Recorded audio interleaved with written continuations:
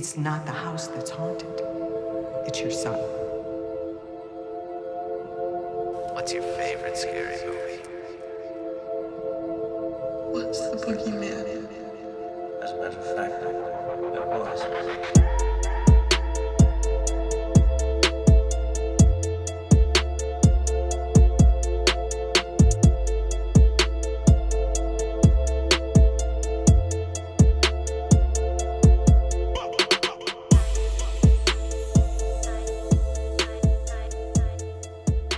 What is up, my spooky people? MJ here with Slashers and Seek, and we are on episode 50. Can you believe that? Marvelous. No, actually, I don't. This all just started as like an idea, Yeah. or like a joke even. I didn't take you seriously when you brought it up. Here we are, man. Episode 50. So Yeah. we wanted to take the time to just kind of take a break early in March and just reflect on some of the movies we watched last year. We did this last year as well. Yeah. And This is long overdue, in all honesty. Yeah. I will say this, though. Don't kill us, but Marva and I have not watched every movie that came out in 2024. We're missing some pretty big hitters on here, like Long Lake, Smile 2, stuff like that. But we'll eventually get to those because we love Smile. So I think we'll watch 2 at some point. Maybe even rent it if it's not out yet on a streaming service. Probably relatively soon, maybe even this week. We'll see. Yeah. And that goes for a lot of other films too. But yeah, 2024. You and I have been saying this for a long time. In fact, Mark, my buddy from KRW, he's been saying it for a long time too. Horror is in a really good state. Right now, yeah. For And the it's last few years, I want The to say. last few years, yeah. You and I have talked about just, it's possibly like Halloween's a bigger, Deal. holiday now than maybe even like Thanksgiving for sure. Thanksgiving, yes. Christmas, I think, is debatable. It's but debatable. The thing is that I find, like, comforting, I guess. Not I guess. Is that even now, when, like, March has barely started, and I'm already seeing videos of people putting up, like, oh, I can't wait for Summerween. Yeah. Or, like, Summerween season's around the corner. So it seems like the idea of horror or just, like, spooky things in general is very prominent in today's day and age. You're not looked at as a weirdo whenever you say, oh, I love horror movies. And it's almost like year round because now there's events all year. Like it's not even just big conventions, but like just meetups and Small town fests. events and like city organized stuff, or like people who just love horror are actually putting in the time to organize either paid or unpaid events that you can attend just to kind of find your community. There's a lot here in like Southern Orange County and just in California in general. I don't know about other states, but I do feel fortunate enough to live here to where like there's an event happening that's horror based, I believe, almost every single month of the year. Maybe aside from January. Because even in December, there's stuff that I know. November, there's stuff. October, obviously. And then going all the way up to February, I see events being posted up by other creators or just like tickets that I find that are being advertised on social media. So it's pretty cool. So that brings us right back to movies because, of course, if Halloween's such a big deal, it's a big deal in the box office too, man. The movies that have been coming out, I think you and I made the joke that if you were to accumulate the amount of money that horror movies make nowadays, like every single movie that's released, like it's a pretty huge number. And it's not even just for movies around here, it's also for overseas as well. Yeah. Right? Horror movies have just been on a run recently. And they've been dominating. And I'm here for it. I know. I think even at one point, there was a time where I was trying to recommend movies to my parents. My parents are not horror connoisseurs by any means whatsoever. Yeah. And they asked me what movies I would recommend for them to watch. And I sat back and I realized I was sitting there for about 5 minutes trying to figure out what's a new release that I can definitely recommend for them to watch, be it on streaming service or otherwise. And I realized not that many action movies come out anymore. Not that many rom-coms come out anymore. And if they do, they have gore or they have horror tied into it. Yeah, they're very gory, like the John Wicks or the, you know what I mean? Yeah, which, like, I mean, my parents like John Wick and whatnot, but John Wick doesn't release every year. Yeah.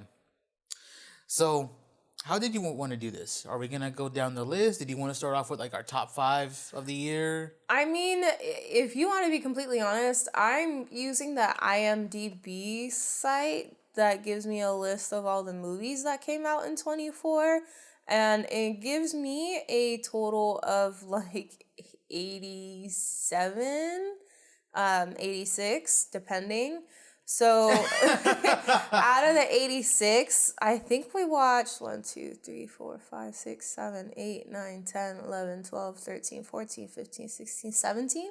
17 of the movies that released in 2024 OD. We are slacking. About like 70, yeah. But the thing is, though, you and I were rewatching a lot of movies, a lot of classics, a lot of films that like we've seen before. It's funny because Marvelous never used to have this habit. I think I've kind of engraved it in her, and I apologize, but we go back and we rewatch a lot of the classics, and not just one of the classics. We do the entire franchise. Yeah, once we start with one, even if we jump into like the middle of the franchise, we'll just continue it from there. It doesn't matter. Yeah, so there is that. There's plenty of times where like maybe I was out of it, and Marvelous could have went to the theaters, and she also works throughout the week, so I could go to the theaters too. We'll probably try and do that this year. Make it a little bit more integrated. I mean, you guys listened to some of the solo episodes we were releasing close to the later part of last year, so it could be similar to that. MJ and I always try to do our episodes together, but this year we might spice things up a bit and see what sticks and what doesn't, both on the podcast and other platforms too. So with what we have seen, we have Night Swim listed off. That was one of the first films released, if not the first film. I think like States. Horror, yeah. It was Night Swim. I mean, you have your thoughts about it. I don't like it. I did my first solo episode on that one. Evil Water. I'm not a fan of it. I mean, it does play on the idea of water having memories. Yes, it does. So, and it's been proven by science that water really does have memories. So I like it.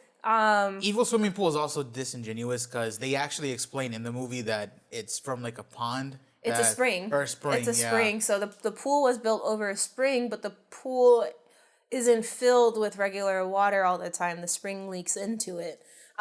Excuse me. I don't remember the original plot. Like, I think it was like indigenous grounds or something, and like some sort of betrayal, or maybe like a mother's child drowned, or like something like that. Like some sort of vengeance, because it seemed like whatever possessed the water from there moving forward wanted to get vengeance on the kind of like kill that occurred on the grounds or near it, one or the other. For a long time, what made this movie kind of interesting, and my friend, again, shout out to Mark from KRW, he'll probably be on this podcast in the future at some point. He was making it a point that even though Night Swim wasn't like the greatest film, it held the title for like, at least in the States, having the biggest domestic opening. I think so. For like it was even beating out like Immaculate, Imaginary, and like First Omen, which is funny because if you watch, anyone who's watched First Omen will tell you that movie's way better than Night Swim. Night Swim also had the backing of Blumhouse though. So. It did, and I think you and I, after watching Night Swim, we I don't know if we went to a convention or we were walking around somewhere, and we realized that Night Swim really does have like a cult following almost. There are people who like it. And I can see where the terror stems from, because I mean, I was a pretty big swimmer whenever I was younger. I had a fear that sometimes something or someone would crawl out of like the little light that's in the pool, or the little like filtration system that's on the side, or if I stuck my hand too deep, I'd cut it, or like something would pull me in. I think any kid was probably fascinated if they were in a pool by that filtration system. Like it made the sound, the bubbles would come out of it. Like it was. I was convinced that something would happen to me if I stayed there too long. So I understand, and I like the fact that they played on my childhood fear. However, it's not a movie that I will sit there and be like, yeah, it definitely is movie of the year for me. I think I would give it like a 6.5. I gave it a 3 out of 10. Maybe 6. Yeah, you really didn't like the movie. I didn't like them. I didn't really. I mean, mine is I forget his name, but he's in quite a few films. Mm-hmm. The dad was a really good actor, but overall, I just really didn't vibe with it. It really wasn't something that I was understood. But moving on next is Lisa Frankenstein. Now, did this have a theatrical release, or was this Amazon? I don't think so. I think this was a movie that was released on streaming services. Now, if I'm wrong, please correct me. But I don't remember seeing the title come up in theater or like even an ad for it in theaters. Yeah, I'm looking right now to see if their, I guess, was released theatrically in the United States by Focus Features on February 9th. Oh.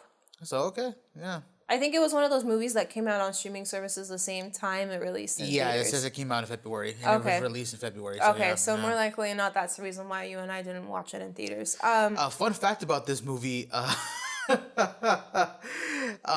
was written by Diablo Cody, which is a fucking badass name. Mm-hmm. But Cody stated that Lisa Frankenstein in an interview is set in the same universe as Jennifer's Body, which is pretty freaking cool, man. Jennifer's Body? Yeah. Damn. All right, cool. And Jennifer's Body is supposed to be getting a sequel at some point, too. Is Megan Fox starring in it? I don't know if she's in it, but the blonde girl's in it. Yeah, the blonde girl definitely blew up. Yeah. I forgot her name. It's like something safe, like Amanda Safe or something like that. But she's grown throughout the years. She's no longer a side character. She's very much like the main character in movies, which congrats to her. I'm very happy for her. Speaking of growing as an actress, the starring or lead role for Lisa Frankenstein was Katherine Newton, who is making a huge name for herself in the horror franchise. I mean, we even saw her all the way back when she was younger in Supernatural. We did. And then we've seen her in not just be side characters in a bunch of horror movies, and she finally got her lead role here in She did. I think it was Abigail where she was also like in it as well. Yes. She played that spoiled brat who just wanted to retaliate against her parents. Yes. I forget the character's name, but she definitely has been growing. I'll never forget her bringing the when he tells her to go get garlic, and then she brings the bag of onions. And he's like, "That's a bag of fucking onions." Yeah. I'll never get over that scene, but it's a great scene. We actually need to rewatch that movie. I haven't rewatched it because I watched it like 2 times back to back. Oh, I haven't. At my parents, so that's why I haven't rewatched it. But Cole Sprouse is also in Lisa Frankenstein, who's on IMDb. It has him listed as the creature, so I guess we never got a name for him. No, I understand where they got Lisa Frankenstein from. I mean, if you haven't watched the movie yourself, you'll get it. Trust me, you will. Yeah. But I like this movie. It was pretty fun. Seeing the protagonist turn into almost like an antagonist throughout the movie was really entertaining. Yeah. There were a lot of times where you and I would look at each other and we question a lot of things, which I like in a film. I don't like for the movie to play it safe. I mean, I'm not going to say that playing it safe is boring. That's definitely not the case, but it's not constantly entertaining for me to sit back and watch the same story be recycled every single time. Now, this movie is listed as a horror romance comedy, the exact same as 2025's Hard Eyes. I feel like this movie did that better. This movie kept the horror throughout the entire story, whereas Hard Eyes was constantly switching back and forth. Yeah. This kept it intertwined and intermingled. Granted, they're different romance comedy films because this one follows like that. It's a trope. I don't know the name for it, but I'm sure it's a trope. It happened a lot in the 80s and 90s where it'll be like the geek girl who is in love with a jock, but then comes to find out that the guy that she's been hanging out with the entire time is the one she likes, and the jock is no good for her. That's essentially the plot of this movie, but in a horror sense. So I liked it a lot. I would probably rate this movie like a 7 out of 10, probably. I would say 6.5, 7. There were some some moments where I sat back and I thought to myself whether or not it was necessary for the scene to play out the way that it did, but overall it was a good film. I think the next one is Imaginary, literally in like release order, which I find hilarious. This movie got recommended by a mutual of ours. Alex? Yep. Yeah. And I liked it. I'm not going to say it's one of my favorites, no, but it's definitely a movie that I can play in the background and kind of get my things done, but tune in whenever things get like supremely interesting. I feel like this movie started out good, but I don't think it finished well. I like the idea of it not being a doll that's possessed, that it's a stuffed animal. Yeah, I can vibe with that. I do feel like the dream sequence that we got throughout these movies were phenomenal, which made me appreciate the fact that if we got like if we got a Nightmare on Elm Street in the modern day, it would be really cool. Yeah. But I feel like the acting was really good. Jeff Wallow's done a lot of films. I mean, Truth or Dare from 2018. So, no, I guess scrum when it comes to horror, but or scrub, excuse me. Overall, Imaginary, I felt like it did its job, but I don't think it was like anything to write home about. There's a lot of better movies on this list. Yeah, it's not a movie that I would sit back and like go out of my way to rewatch again. If it's on a streaming services or like yeah, we haven't. Or if it's like out for free, and I won't say that I don't have anything else to watch because that sounds like degrading to the film. But it's a movie that I'm familiar with and I'm okay with just playing in the background. I'll put it on. But it's not a movie that I'm gonna sit back and hunt down to rewatch it again. Rotten Tomatoes has it listed at 24%. I wouldn't go that far. I would probably have it like at a 4, like a 4 or 5 out of 10 to about like 50%. Yeah, I would say 4, 4.5, and that's on the strong side. Up next, you and I debated on this pretty heavily on our podcast episode. So if you want to go check that out, you can for a more in-depth review. But that's Immaculate. Mm-hmm. You liked the film, or at least you liked it more than me. Yeah. You have your thoughts. I thought this movie was, I'm not going to get into it here, but yeah. Opposite. Let me just simplify that. Opposite of what I feel. The yin to my yang. I'm going to just say right now, I rated this movie like a 4 out of 10, right? I think you said a 3. 2.5, 3, and you were being generous. You said maybe on a good day 3.5. Yeah, I'm pretty sure. Don't quote me on this. Like MJ said, if you really want to know his scoring, you can sit back and like go find the episode. I think it's earlier last year, obviously. But you and I at one point like made a joke about watching it. Now I don't know if that's what kind of set you off as not liking the film all too much because we kept postponing it, or just something else entirely. If I remember going off of our watch of it, it was, I think, I kept saying over and over that we had seen First Omen first, and First Omen just did everything better. Yeah. I think that's where my issue was with the movie. Yeah. And I was very sour on it, so that is kind of my bad. But I will say this, Sydney Sweeney, though, like, she was phenomenal in this. She did a good job. Like, she herself was not the reason why I disliked this movie. I think her acting was fine. I think most of the acting was fine, to be honest, in this movie. It was just... She did a very good job.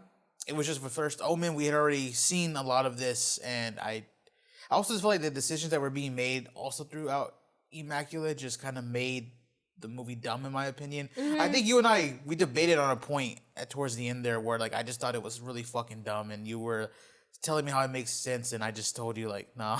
I think I tried like rationalizing with you like, hey, it's not as dumb as you may think, but you're pretty stubborn, so. I thought it was an enjoyable movie. I will definitely recognize the fact that it almost seems like a parallel to First Omen. I don't know if somebody saw the script of First Omen, ran off and did their own take and put the name Immaculate on it. Because I remember seeing a lot of similarities between the two films. But I do recognize that Immaculate did things that the First Omen didn't, and vice versa. Yeah. Plus, I'm pretty sure these movies were made like around the exact same time since they released like a few weeks off of each other? I think so. March 22 for Immaculate, and then... First Omen was... I think it's like late March or up to mid-April, right? April 5th, so like a week later. Yeah, so... But, yeah, Immaculate for me was like a 3.5 out of 10. Yeah, going with more generous grading. I liked it. I haven't rewatched it per se, but I would give it like a 6. Yeah, 6. I regularly see it on Hulu, so if y'all haven't seen it yet, I recommend y'all to go at least watch it. Don't take my opinion as gospel, you know? Yeah, no one's. Always form your own, even with critics. Like, there's a lot of movies where MJ and I go watch, and critics and even our friends and family are saying, like, oh, it's not good, but we'll walk out of the theater looking at each other and just nod our heads and be like, yep, no, we're the outliers. But next up is The First Omen, which we said literally came out like a week or so later. And First Omen, I think this is the movie where you and I both said, and I quote, this has like 10 different endings. Either 8 or 10, yeah. And that's what hinders this movie. Rotten Tomatoes has it at an 83%, which I agree with. I would say it's like an 8 out of 10. IMDb has it as 6.5. Like a, yeah. Almost 7. So I think what keeps it in that 7 out of 10, 8 out of 10 range for me is because of the false endings over and over again, the fake outs. If it had ended at a part where I wanted it to end, which was the pregnancy scene, this probably would have been a 10-10 movie for me. Like, the acting was phenomenal. The storyline was great. Yeah. The gore was amazing. Like, I think it hit. The jumps. Okay. Did I get scared out of this movie? You did. You jumped a couple of times. I also did too, so I'm not going to sit here and discredit you. There was one movie in the theaters where I know I jumped. Yeah, I think it was this one. It was this one, yeah. So this movie did actually scare me. So... Marvelous is smiling right now, big time. Because he's the one who makes fun of me for jumping, and it's never the actual scares; it's the noise. And I'm not used to having it so loud because I've gotten used to watching horror movies at home. Oh, can you imagine watching The Conjuring in the theaters then? I would love to rewatch it. I think a lot of movies are re-releasing on their anniversaries. So if the Conjuring anniversary is coming up, it could be re-releasing at some point. I don't hear people bring up though that like the Conjuring movies have great sound design like they used to. Like I think that might have just been for like the first couple. For the first couple, and I think people got used to it afterwards. So then they started taking it for granted. But I do recognize the need for sound whenever it comes to horror films. Insidious, I don't believe released in 2024, right? That was 2023, The Red Door. I'm pretty sure. Yeah, it's not on this list, so I think it's 23. That movie had great sound design. Yeah. As far as like, you know, but anyways, going back to the First Omen, yeah, this this movie, I feel like it nailed a lot of the boxes. It was just those false endings, which is an issue for a lot of horror movies this year that we'll get into. But overall, a common trend. Yeah, I'll stand with it, bro. Like an 8.5 out of 10 for me. I would say like 7. This is where I don't necessarily fully agree with MJ on a film. It's not because I didn't like it. It's just I've seen the story, and this is also putting Immaculate aside. I've seen the story of a nun who has like faith like no other. Faith gets tested, but never fully breaks, and then she ends up carrying like the Antichrist in her. This is a story that I've watched on screen, be it at theaters or at home, play out a lot. Yeah. And I'm not complaining, but it's not new to me. That's why I don't grade it as high. That's fine. I don't think it's particularly new to me either, but I also have seen The Omen as well, which it connects to. Yeah. So that could also be another reason why I ranked it a little bit higher. Yeah. Yeah. But up next is Abigail. Yeah, MJ and I are skipping over movies like Sting and Arcadian because we didn't watch it. So the next one that comes in release order is Abigail. Abigail, and we probably won't ever watch Sting because Marvelous has a huge fear of spiders. But I'm exposing all my fucking fears out here, man. You've talked about it before. I know, I have. But Abigail was fun. We had a pretty good theater experience too because we got to watch it with my friends. It was around the time for my birthday. So it was a really cool experience. I believe Melissa Beretta has gotten just way better as an actress over time. Yeah. And we got to see that in this movie where, again, she's a badass but also a vulnerable character at the same time. And this just has a lot of memorable moments for me, like the onion scene, the dance sequence with Captain Newton when she gets turned into a vampire. Like the dance was incredible. The explosions with blood. Yeah. Not actual explosions of blood. Yeah, just flesh flying everywhere. The need for like survival. There's a lot of parts of this film that I sit back and I truly enjoy it. What do you rank this movie? I can't remember what we said in our podcast. I don't remember either, but it's definitely a film that I genuinely enjoyed, and I was like laughing, I was in shock, and I was like on the edge of my seat throughout watching this. I think the movie was produced by Radio Silence? Yeah, right? The director from Radio Silence. Yeah, so Radio Silence does a very good job of like keeping me mesmerized to the screen. I would give this a strong 8.5. That's about what Rotten Tomatoes has it at too, at 85%. So, but oh yeah, and plus this movie reminded us a lot of Ready or Not, too, with the way it was shot, the colors, the explosions. Yeah. Also, this movie did a good job of like for a split moment, where we see Dracula, like they hyped him up really well, and like the aura that guy portrayed Dracula in was just he did a very good job. Yeah, I knew if I was in that universe and I fucked around, I would definitely find out within a millisecond. Yeah, no, for sure. Abigail, yeah, like 8.5 out of 10 for me. Yeah. Really fun watch. There was Humane, Bloodline Killer. There was also like Dancing Village. I saw the TV Glow, which I'm very sad that I didn't watch yet. That's but on I will Max soon. now, so it is on Max. We can watch that soon. We definitely will. I guess the next one would be Tarot. That was an alright movie. I feel like it was one of the better. I guess was it a streaming movie or did it release in theaters? I'm pretty sure it released in theaters. I'm not 100%. I know it was on Netflix and it was trending on Netflix, which is why I sat back and watched it. But I did not like this movie. I liked the scares. I liked the attempt, but it definitely played into, and the actors did a very good job. A lot of the actors did a very good job portraying the characters that they did. This is not a dig at them. I just feel like the movie was not written well, especially with the promise that I felt like it had with the trailer, with the way that I saw it trending as well. Now, I know not all movies that are trending have to be good. That's definitely not the case, but this isn't a movie that I would ever really sit back and watch unless I'm at someone's house and they're playing it in the background or just playing it. It's been on Netflix this entire time. We still haven't gone back to rewatch it. No, I really don't plan to. I will recognize the special effects. They did a very good job with the special effects. I will also recognize the not necessarily need, but the urge to make sure that the characters fulfill whatever duty they have. But I remember being disappointed when the movie was closing and coming to its ending. But I don't necessarily remember what disappointed me, which is not a good sign because that means that I really didn't like the movie. So I would probably give it, from what I remember, a 2.5, 3 on a good day. About a 3.5 out of 10, yeah, for me. So. Okay, so same page. Below average, still. Same page, I guess. Yeah. Another movie that I thought was, I'm just gonna say it, a 3 out of 10, maybe a 4 if I'm feeling all right, is The Strangers Chapter 1. That movie, I feel like we've got bamboozled on. I had the wrong impression on the film, and I feel like it was either purposely intended that way or I was just really fucking dumb and I didn't read the fine lines. It's almost like you go and you do a subscription or a service, and then in the terms and conditions it says something that you didn't realize you consented to.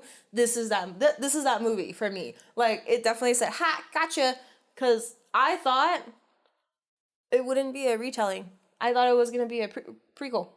I genuinely thought it would be a prequel where I sat back and I got to see where these characters that petrified me, because I watched the original Strangers and it rocked me to my core.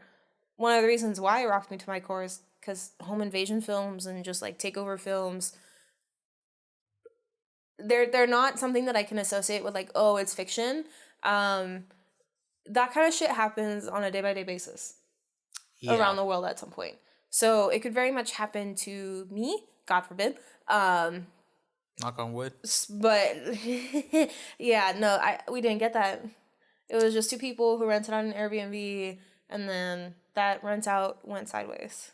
The shots were cool in this movie. They were. At least some of them were. But this movie also just, I feel like, I think you and I went in also just being confused because we had seen, I swear to freak it, man, we had seen some reports that this was a sequel. Mm-hmm. We saw reports that it was a prequel. Yep. We saw reports that it was a reboot of the franchise. Yeah. And then we watched this movie. We're completely confused as to how it's a reboot. And then at the end of that, they show a post-credit scene teasing movie 2.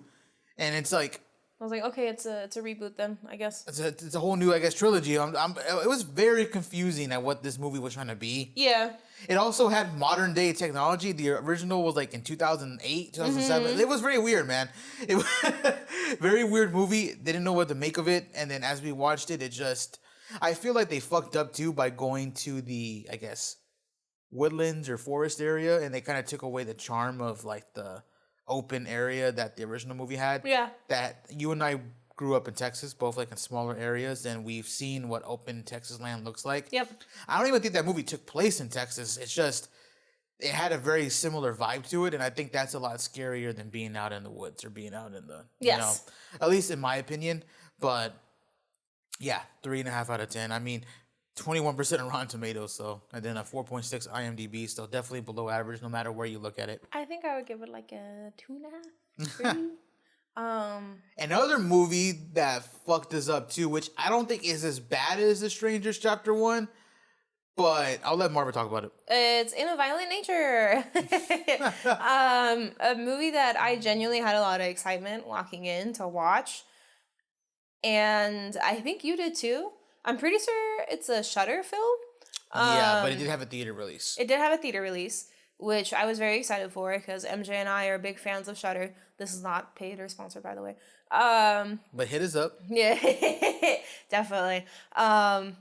It did not meet the expectations that I had for it. Essentially, In a Violent Nature takes the time to tell the story of how it's like to be in the killer's perspective whenever they're going around in the woods hunting, right? Yeah. If you will. So I was very excited. I was like, okay, cool. Usually I get the perspective of like the campers or the teenagers or the targets, never the killer or the antagonist, if you will. So I was very excited. I also had heard a lot of mixed feedback, but I told myself I'm not going to let this kind of feedback determine how I feel about the movie. Most critics gave good reviews, but there were some that gave such a bad review of the movie that I remember me, you, and our friend BG were just like, I guess we'll have to see for ourselves. Exactly. It was a lot of contradictory feedback. It had its moments where I was sitting there going like, holy shit, this is sick, right? But there was also a lot of moments in the film where I feel like it could have either been cut out or could have been faster paced. I think I remember seeing one review where somebody said that it felt a lot like you were sitting and playing like a Friday the 13th movie, or Friday the 13th game, but with mods. And I get what they mean. Yeah. I mean, yeah, because you can't take away from the kills in this movie. The cliff kill is probably one of the best kills of the year, of 2024. Oh, jeez. But, yeah, I feel like this... And we're getting a part 2, a sequel, so we'll see what happens. But I'll watch it still, regardless. like, I feel like this dude, I forget the character's name, but this guy, this killer, might have just been too boring for like a movie that follows, because there's long sequences of this dude just walking. And I feel like a movie that's from the killer's POV probably is better for someone like Art the Clown or something like that. I think so, because with this guy, he's very focused on like making sure that he gets his necklace back, I think, right? That's a locket that gets stolen from the gravesite, and that's what wakes him up. The locals seem to know the lore, but obviously it's a set of teenagers who find the locket and go about messing around things up. I do appreciate the main antagonist's choice of weapon is like a hook, a giant hook of sorts with a chain at the very end. I don't know what the technical term is called. It's just, there were a lot of moments where I was getting bored, but I wanted to finish the movie because I had such high hopes for it. Rotten Tomatoes, the critics have it at 78%. The audience has it at 44%. I'm probably more in line with the audience, where mine's like a 4 or 5 out of 10. 4.5. Yeah. It's not a movie that I'll shit on, but it's not a movie that I'll recommend either. I feel like if you and I were to rewatch it, we would probably fast forward some of the walking scenes just to kind of get back to like which is sad because that's not the point of the movie, but we would just get back to the campers. Yeah. Low key. I mean, if it was a character that you and I were familiar with, like Michael or Jason, then it would, even though they're very like stoic characters, I feel like it would be a little bit more entertaining. It's just, that wasn't the case with this antagonist because it wasn't like somebody that I was familiar with. I didn't really get a full backstory on him, but who knows? Maybe part 2 we'll get a backstory and it'll build into part 1. I'll let you talk about this one because this is actually the movie you found for us and you liked it quite a bit. Yeah. So I was on this little bend of finding Netflix horror films that were either trending or just on there and watching them just because I wanted to. And this one movie caught my attention. And at first, I think I kind of pushed it off to the side because I was like, fuck, man, A movie that happens in Paris. A lot of movies happen in Paris. It's fine. It's okay. I don't need another one. But the more I kept seeing it pop up on my suggested, the more curious I got. And I think I sat back and I watched the trailer, and I was at work, like my full-time corporate job, if you will. I watched the trailer and I was like, this is a little intriguing. Okay. Classic shark story, but with a twist. I think I'll do it. So I started playing the film, and I think it was close towards like the end of my lunch. And the first 20 minutes caught me. Like when my alarm went off, and I'm very grateful for the alarm that I had set, because if I didn't, I'm pretty sure I would have sat in the break room and just kept watching. Yeah. I was very sad that I had to pause it there. I wanted to watch the story continue. I will say this movie has one of the craziest openings I've seen in a while. Same. Involving water. And what makes it great is you don't even feel like it is a horror movie not in the beginning. Yeah, until you know what's about to happen. Yeah. So. I think it's 10 or 15 minutes in where things start to settle in and you realize, this is not a good sign. Yeah. But then obviously you get a snap back towards reality. The movie keeps playing out some more, and then you get the horror aspect still being there. This movie though is a French film, so obviously the entire dialogue is in French as well. But overall, I genuinely enjoyed this film. It made references to the Olympics.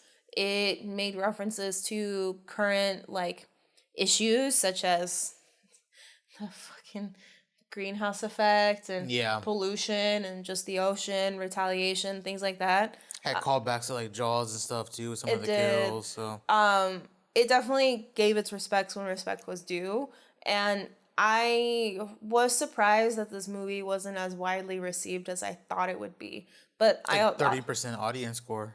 I think so. Which is crazy. I would rank it higher, honestly. I would put it at a 7, 7.5. But I've also had a huge fascination with sharks since I was a kid. And with underwater creatures in general, but specifically sharks. I'm petrified of them, but I would go out of my way to learn more about them. So I feel like I'm a little biased. But having you agree with me with the scoring, I think the first time when you and I talked about it, brought me a bit of solace, because I was like, okay, well, at least I know I'm not that biased. Well, I think you and I just in general have a fascination of shark movies. We've watched quite a bit together. Some obviously are worse than others, but we still stick it through just because we like seeing sharks. You know? It feeds into my fear of getting eaten by a shark. But at the same time, I have this dying urge to get into a cage in the ocean with shark-infested waters and just see how it goes. But next up is Maxine. Yeah. But there were quite a few movies that came out before then.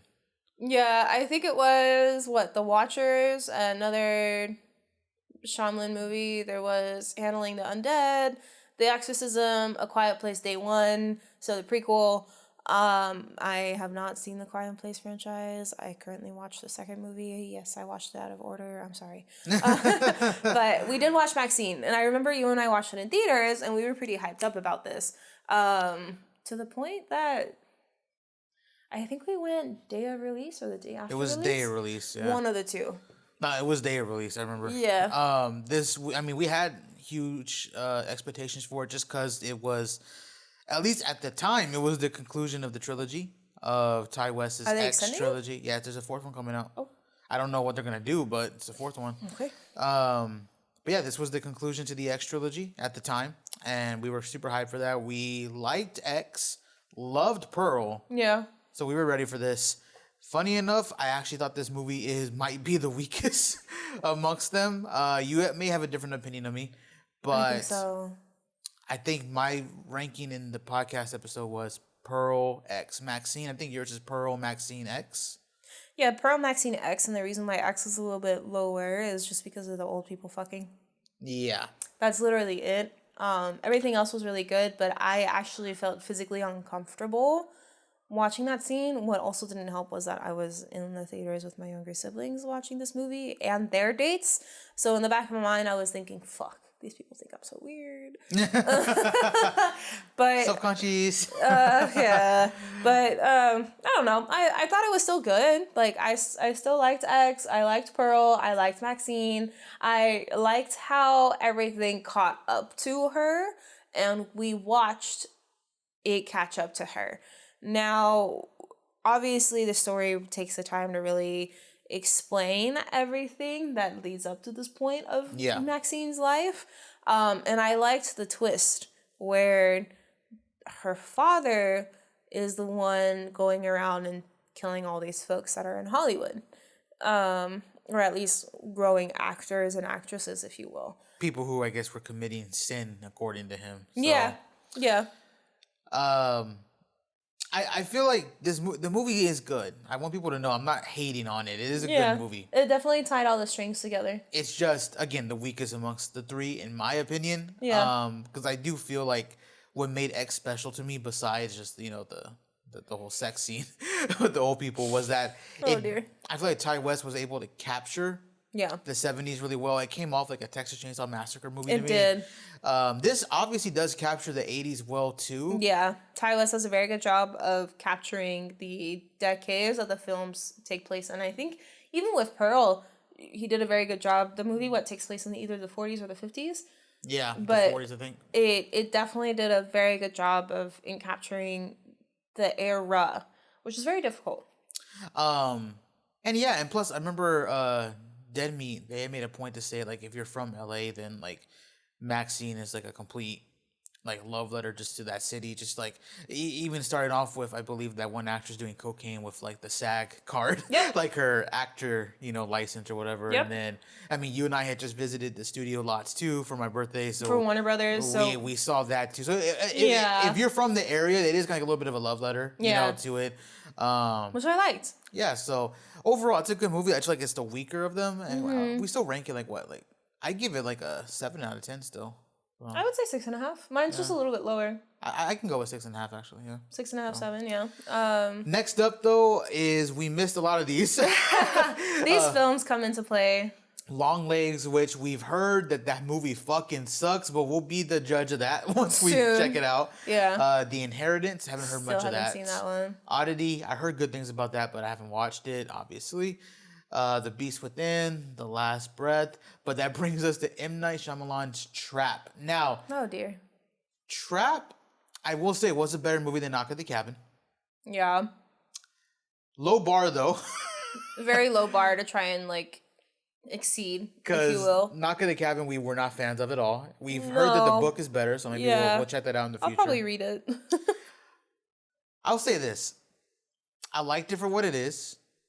I thought Josh Hartnett killed it. It's cool to see him. He carried the film. Yeah, it's cool to see him not just be the, protagonist anymore. Very similar to an Ethan Hawke, where they've always been the goody two shoes, baby face, good guys. Now they're playing villains, which I like.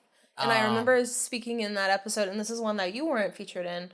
I really expanded on the fact that you could see not even his face, his eyes shift. Because there are times where he's talking to other characters in the film, his face is portraying this very nice and friendly guy, but when you look into his eyes, you feel like something's off.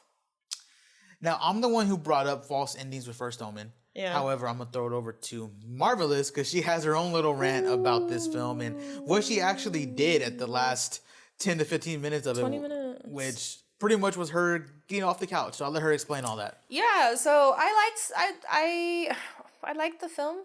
I was waiting for that final shoe to drop, for the horror to really start, because the majority of the movie takes place in the entertainment center, the theater, the whatever you want to call it, that the concert is taking place. Yeah. Studio? No, not studio. And I liked the tension being built. I think there were several times where you and I were watching the film. Now, we waited until it was out on streaming services to watch this. We would look at each other and be like, damn, I think a kill's going to happen now. Yeah. And it wouldn't happen. And again, and again. But I think what kept you and me intrigued is watching the main character switch between being a very aggressive personality. And I don't mean he was going around fighting people. I just mean more so he was very, out there, to becoming very submissive and like shaky and shaken up anytime law enforcement got into play. Like he had multiple different personalities for multiple different situations. Yeah. And you would see his true side bleed through only so many different times. Goes back to you saying he carried the movie because he really did. He really did. Now, when it came to the ending of the film, I became genuinely disengaged. I think it was the second or third fake out of either the main singer getting caught or the main actor getting caught by the police. One of the two. But at that point, I was like, yo, it's going to be a constant, like, oh my God, they got him.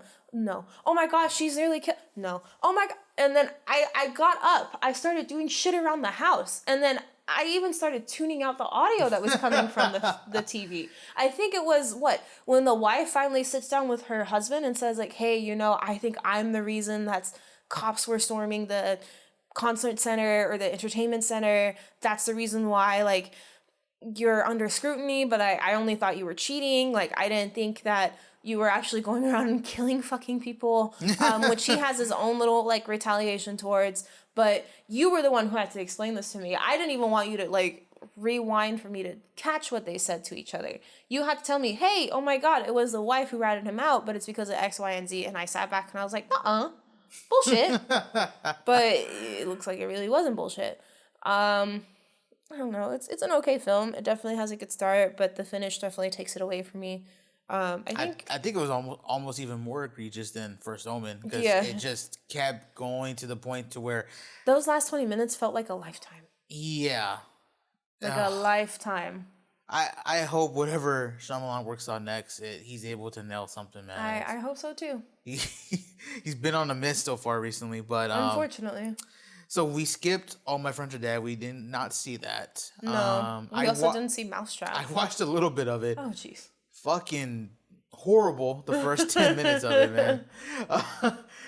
By the way, little rant here. Can we please, I understand the appeal of horror movies. We just talked about it. Horror is really big right now. Yeah. But can we please stop taking Disney characters and new IPs that are now open and just making horror movies out of them? They're doing a Pinocchio one. Like, do something else with it, man. Make a freaking Mickey Mouse superhero movie or something. Do something. No. Everybody wants to see their childhood characters go dark.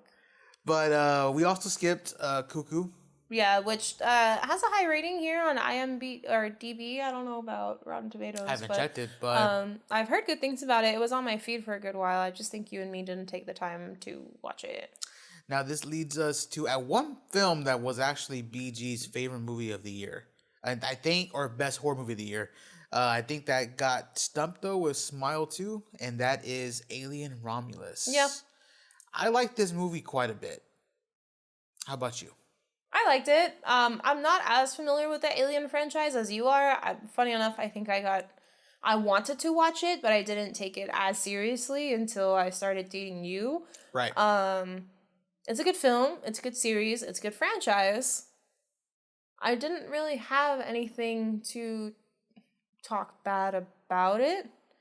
But maybe not that memorable to you either. No, it has some scenes where it was pretty memorable. Because I obviously have that. I don't know about you. Yeah, I think this is one of the few movies that you and I did not take the time to talk about. Have we reviewed it or no? I don't think so. No. But overall, like, I liked the anticipation. I mean, you kind of explained the Alien timeline to me, which threw me in for a fucking loop, but I've also come to terms that a lot of films released in the 70s and 80s constantly jump back and forth between what's really, like, the origin of the story and what's not. Yeah. Friday the 13th, Nightmare on Elm Street, even Halloween are subjects to that unfortunate mistake, but it is what it is. I could see the difference in the technology as well between what was filmed for Romulus and even like the original Alien. And I liked it. I thought it still kept like the horror aspect of it. It wasn't so action based like how Aliens is, or even Alien versus Predator. Yeah. It still very much kept the tension. I remember being glued to the TV during that one scene where all the Voyagers are trying to get through the hallway where all the face huggers are in. And they're pretty successful up until a certain point, and then all the face huggers are getting ready to attack. And I I think I was screaming internally, not externally. Yeah, I'm pretty sure it was internally because I was like, oh fuck, oh fuck, oh fuck. All of them are gonna get like face hugged. I'm not sure if I like these characters enough to like worry about them, but at the same time, like, holy shit, I'd be petrified if that was in their shoes. I just give up. The only thing that I think I could have negative to say about this movie was the offspring, or also known as like the xeno-human. That was fucking intense. I did not feel comfortable seeing that. Was the first time I think you and I were actually uncomfortable in our own home. Like, like watching that scene. Like, it just... I think you and I looked at each other, and the way that they built up to the story was really interesting. The reason why I think the flight crew originally formed was because there was two that were a couple, and they were pregnant with a baby, but the home planet like uses humans as slaves or uses a certain class of people as slaves, and they fell under that class. So they were going to an abandoned starship to pick up like fuel cores that would give them money and also let them sleep for however long. And at one point, either the face hugger gets the mom or something happens to where she gets infected, but they're able to have the face hugger release the mother. And you even have a feature of the original, not AI, is it an AI unit or is it a robot? This, I guess. Both? Yeah, I guess both. And like a robot that has AI integrated to it. I forget his name, but he's an iconic character in the first Alien film. Yeah, I forget his name too. But... he even says like this was the end goal to begin with, where like the alien would like merge with the human and have their own version of offspring. So that this was something that was seen throughout history. We had seen like almost like cave or just like old school stuff that kind of showed that they had merged before. But we've never seen like it actually come to fruition. And when it came on the screen, I could not look away because I was petrified. Seeing the baby literally claw out of its mom and then eat, like attempt to breastfeed but actually bite into the chest, I was like, oh. And then like the next scene after that, the thing's like taller than Shaquille O'Neal. Like, that shit was... I feel like that's the only negative thing I would have to say about this movie, is that they should have teased the baby being born and then the xeno-human being the villain in the next upcoming. Like, I feel like just seeing it only for like 10 minutes. They put all their cards on the deck. Yeah, but... Or on the table. But hold on, maybe that's the intention, and if that was the intention, fine. Pop off, I guess. Because, I mean, the movie did a good job of making you and me uncomfortable. Yeah, because I don't know if I could watch a whole movie with that thing as the villain. Like, I don't.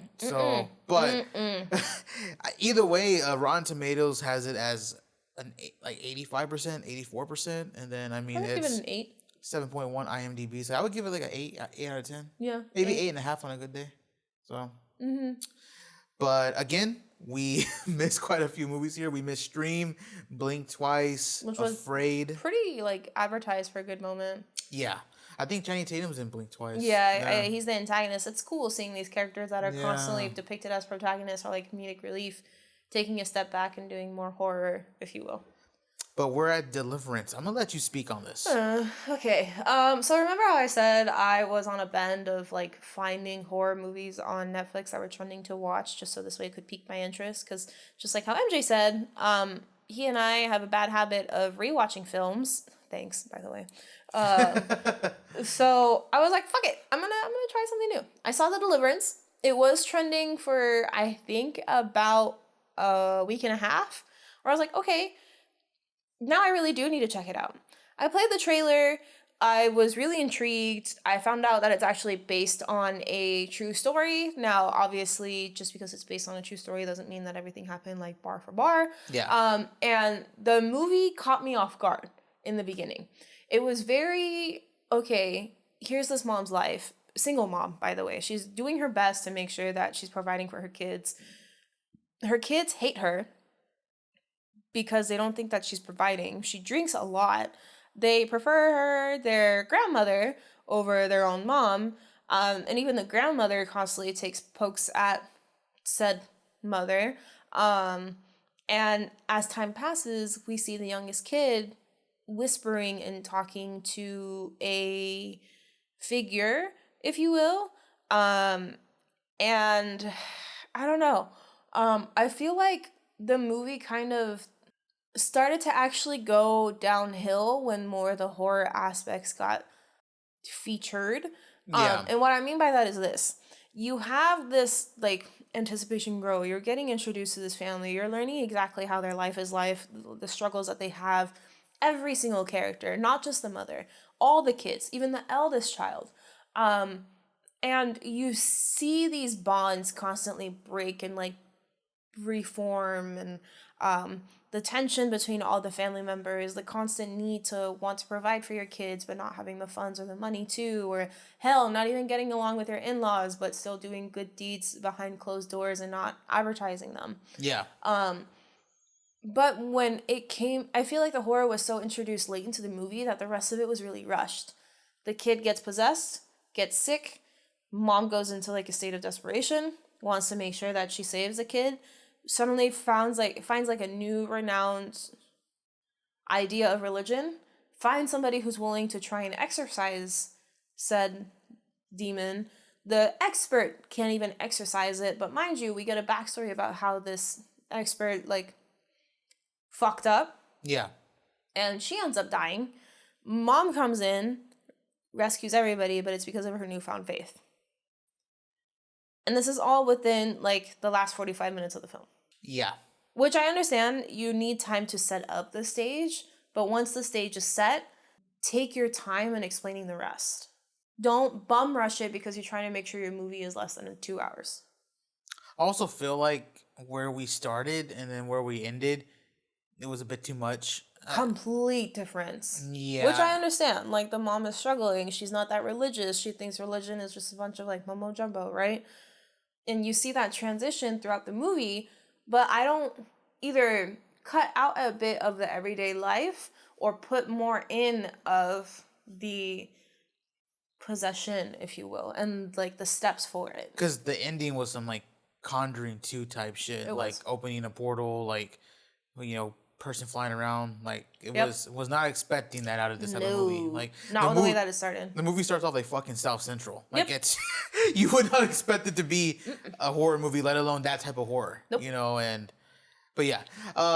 Funny enough, I actually thought the front room was the Deliverance because Brandy also which is the actress that plays the main character deals with, like, a mother who's, like, white. So I got the two films mixed up, but yeah. We did not watch the front room. No. We didn't watch Speak No Evil. Sorry, guys. However, I did hear that the remake of Speak No Evil might be better than the original. Yeah. It's pretty high scored as far as IMDb goes. I'm pretty sure it's even higher on Rotten Tomatoes. James McAvoy is one of the best actors of the generation, so He's done a very good job. Yeah, I'm not surprised. Yeah. We didn't watch Never Let Go. No. We didn't watch The Substance. Which I know is, like, big. Sorry, guys. Again. Yeah. We didn't watch Azrael. We didn't watch Apartment 7A, which was only on Paramount Plus, by the way. There was also Bagman, which we didn't watch. Curse of the Necklace. I'm not sure if I would have watched it, even just because of the title. Sorry, guys. But then we come to Salem's Lot. And I think you and I watched it last week? Yeah, very recently. Very recently. And I liked it. I know it's not so widely received. I haven't seen the original Salem's Lot, be it movie or TV show, whatever it is. But I did enjoy the story.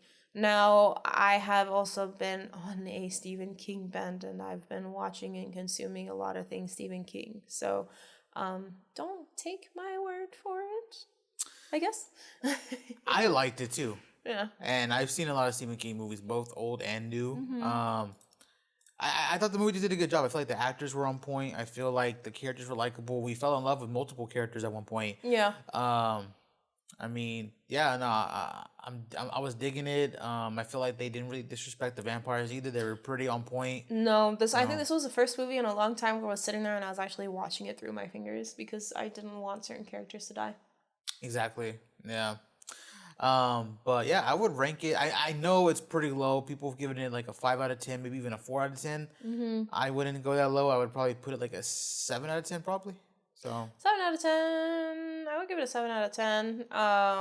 Next feels though, as far as like releases, the rest of them are like streaming movies. So there was Hold Your Breath that was on Hulu, House of Spoils on Prime, Platform 2, on Netflix, which I haven't watched the platform in general. It's What's Inside was on Netflix. Haven't watched that.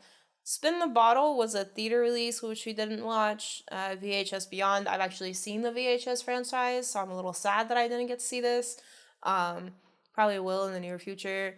There's also Hellboy, the Crooked Man. Never really associated Hellboy with horror, but again, I digress. There's Kato Lake, which I have not watched, but it's also influenced by a shaman, or M. Night Shyamalan.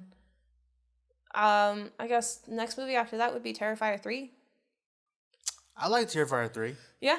I feel like there's something about it that makes me rank it lower than 2. I just can't remember off the top, so make sure to go check out our review if y'all want. But I think it was the constant kills, from what I remember.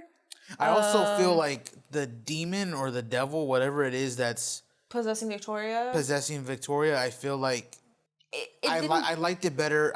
This is gonna sound so weird. I gotta phrase this in a good way. I liked the demon's personality more inside of the missing girl. Because I don't think we ever get her name. Yeah, I didn't want to say I liked the little girl in the movie.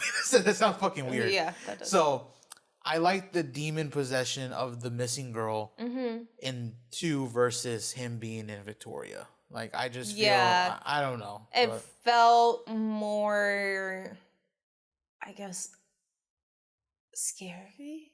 Intimidating? Someone has countered my point before. I watched a TikTok video where the reason why Victoria is so gun-ho and like the one who's almost making the decisions is because of the fact that Art was defeated in movie 2. So this time the demon can't just be moving around just having fun. Like, he's actually, maybe it's showing the stages of the demon growing, if you will, from the like non-existent to a little girl to an older woman. I'm curious to see what 4 will have though, and what, like, who or what will have that pairing with Art. Because when you watch the movie, the demon that's inside Victoria is almost like, it's almost like they're pissed off that man, what's her name in the final girl in Terrifier? I don't remember her name. I forget her name, but it's almost like they're pissed off that they killed or that they defeated Art in the previous movie. Yeah, more so than Art himself. Like, it seems like Victoria is there almost fueling Art's rage. I did like the film though. I did see the gore. I will say a lot of the kills were definitely at the caliber of Sienna.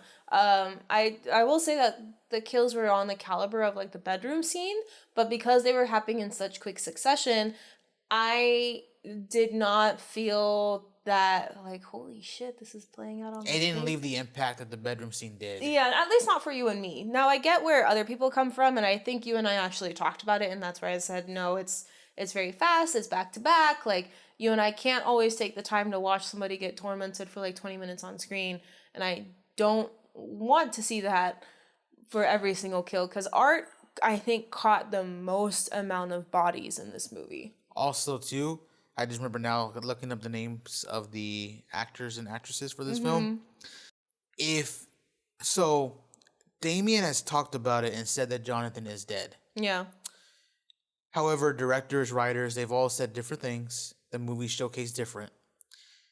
If Jonathan isn't revealed to be alive in movie 4, then that's taking some points off of this. I don't understand how you do not show the death of Jonathan. Yeah. That is a major character. Yeah. That to me, especially with his obsession with Art in movie 2, and then all of a sudden he's trying to avoid Art in movie 3, or the topic of it. That was a big fucking miss on and now I'm remembering why I felt like the movie was a little.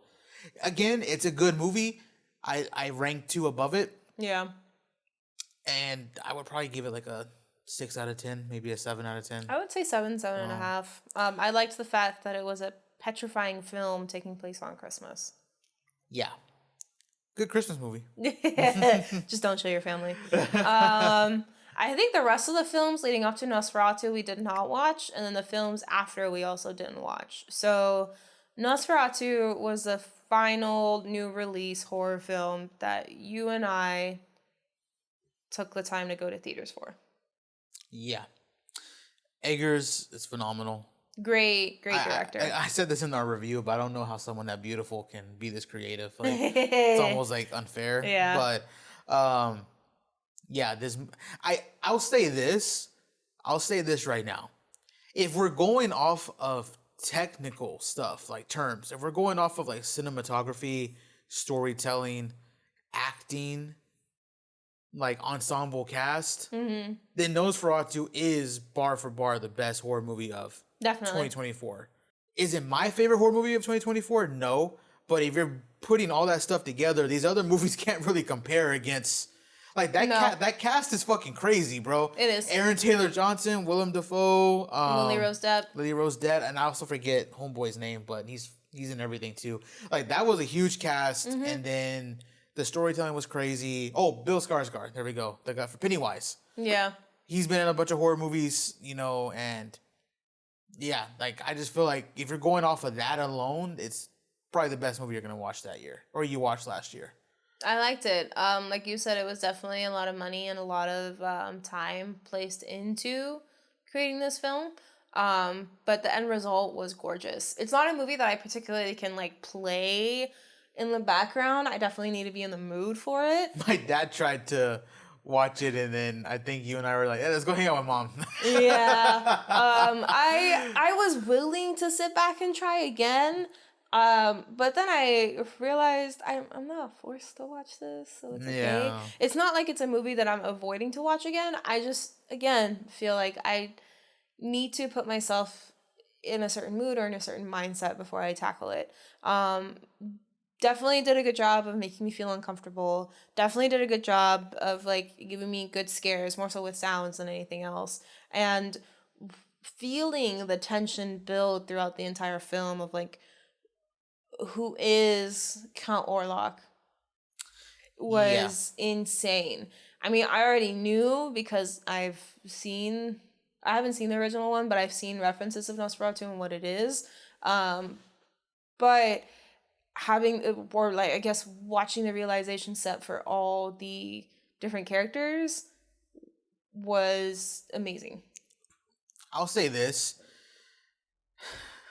I am a little bit of a meathead. In other terms, I like wrestling. I like UFC. I like combat stuff. I like action.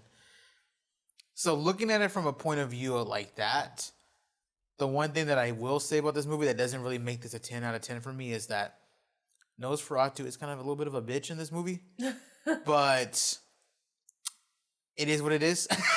I feel like overall I would still rank it pretty high. I would counter that argument. Seeing him react the way that he did when I forgot the actor's name or the character's name, even the guy who goes to his castle. Thomas. When seeing Nosferatu react the way that he did when Thomas cut his finger at the dinner table, I realized that no, just because he looks weak and frail does not mean that he can't do shit. That's not really my point as to why he comes off like a bitch to me, though. Oh. Yeah. There's a lot of other stuff, too, like him being afraid of Aaron Taylor Johnson's character because he has a gun. Him, like him not really doing much on the ship. Like, just little things like that, But not as hands-on. But I think when you look at it from a different point of view, the narrative is that he's evil. Personified. He's a force, yeah, I think he's a force. So he's not necessarily an entity or an individual. Yeah, you're not supposed to just like say, "Oh, who would win between him and Edward?" You know what I mean? Like, it's so Edward Cullen of all things. I got that in my head. We're watching Twilight with our friends, so yeah. But I think my favorite movie of the year, though, if you're not counting Nosferatu off of just technical terms, it would probably be Abigail. But that's just me, though. I guess my top 3 would be Nosferatu, Abigail, and Lisa Frankenstein of all the movies that we watched. Everything else, it's not like I'm sitting here and shitting on them. No. But those 3 are the most memorable for me. Mine would be Abigail, Alien Romulus, and Nosferatu. So, pretty good list.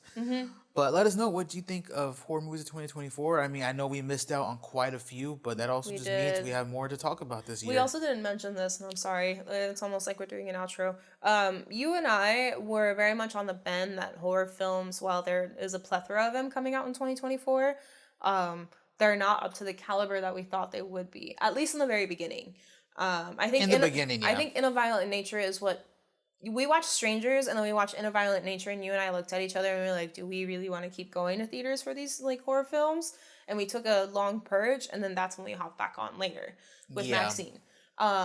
So I think that's why we missed out on a good portion of them. But overall, I like looking back and seeing everything written out, I would say it's a relatively strong year. I just don't think you and I were fans of the movies that we watched as much as we thought we would be. There's a lot of people who disagree with us and actually say 2024 is the best year for horror in the, I guess, 2020s. But I would argue and say 2023, to be honest. But that's just us. Or that's just me. But let us know what you thought about 2024 and, you know, what your favorite horror movie of the year was in 2024. Give us your top 3. I'd love to hear. Maybe it's different than ours. Yeah, for sure. But thank you guys for tuning in as always. And we'll talk to you guys next time. Bye.